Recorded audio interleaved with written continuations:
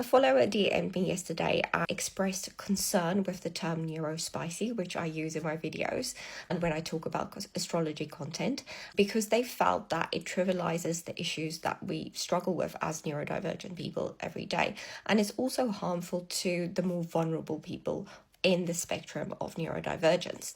And in my experience, when one person has a thought, a question, or a feeling, there's probably more. So in this video, I wanted to take you a little bit through my neurodivergent journey, how I identify when I feel it's an appropriate term and when I feel it isn't an appropriate term, because there is a difference. And then I'm also going to tell you exactly why I am so passionate about what I do, the way I teach astrology. So, important context, I did not class myself as neurospicy, neurodivergent, or anything other than a very quirky, weird person until about 2024, 2025. So, before that, in my mind, I was just strange. There was nothing wrong with my brain. I was just strange. And that's a reality that I lived. The reason why I felt that way is the context. My brother-in-law is severely on the spectrum of our community. He has lifelong limiting abilities. He has round-the-clock care. He lives with extreme mood swings and extreme circumstances caused by his condition. And for a very long time, I thought I could not be neurodivergent because in my mind, that is what autism, ADHD, and other neurodivergent qualities look like. I was looking at the extreme. Obviously, I knew ADHD and all of those things, but I could not compare myself with what I was seeing on the very vulnerable end of the spectrum. And I think that is something that most of us high-functioning neurodivergent people feel and experience, especially in the beginning, because we are comparative creatures as humans. We take what one person looks like and then we weigh ourselves against, I'm more like this than I am like that. And to be frank, I have a lot more in common with a neurotypical person than I do with my brother-in-law that really struggles. When it came to accepting my neurodivergence, it was quite a roller coaster for me. However, it had such a massive effect on my life. I was diagnosed with depression when I was incredibly young, and mental health has been something I've struggled with my entire life, to the point where I don't know what it feels like not to struggle with mental health. When I discovered my neurodivergence and how my brain works, it literally changed my entire life.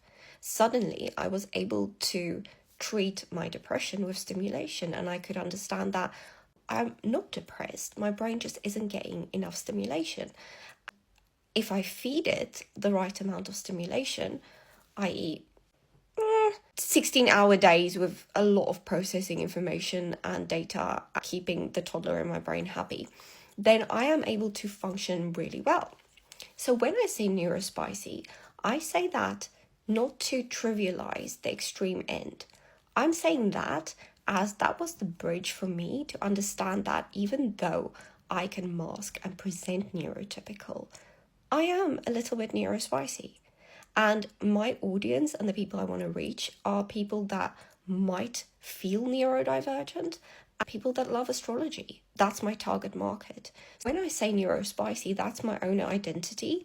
And I'm talking to a community of people that are probably on the lighter end of the spectrum when it comes to limiting abilities. Not that no one is welcome. Everyone's welcome here, even neurotypicals. When I think neurospicy isn't an appropriate term is when we are referring to the people on the extreme vulnerable end. I would never in a million years call my brother-in-law neurospicy because it would be a disservice to the real issues that he deals with on a daily basis.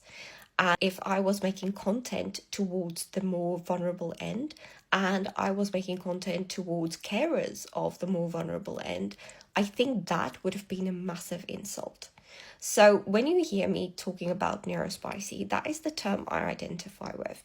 Think of it as pronouns. It's something that makes it more understandable, acceptable, and makes more sense for my neurospicy brain.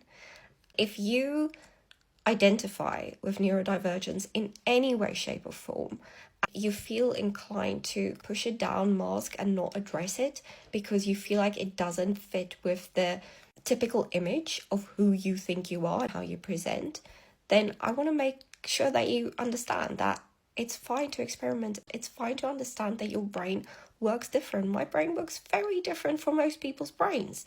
And I lived with extreme depression for decades because I didn't understand that it was a processing issue. It truly changed my life, claiming the term neurospicy. And I want to reach other people that feel the same about this. And there's a real element of astrology that kind of explains a lot of the stuff that has more of a spiritual and more of a structural nuance to it. And if you've made it to the end, congratulations. You just listened to me ramble for 6 minutes about neurodivergence and my personal story without mentioning much astrology. You're probably a ride or die that stays till the end, and I thank you so much. I never ask for interaction in a video because I've always thought that either people will interact with it or not. But I'm going to ask in this instance, just this once, if you could send and forward this to anyone in your life that you think are approaching a diagnosis or might benefit from the fact that they might be a little neurospicy. It can explain a lot of stuff. Then I would love for you to send this to them because it might be the catalyst. After all, a TikTok changed my life and made me realize how my brain works. So maybe this is me paying it forward, or maybe 4 people will see this in case. Thank you for listening.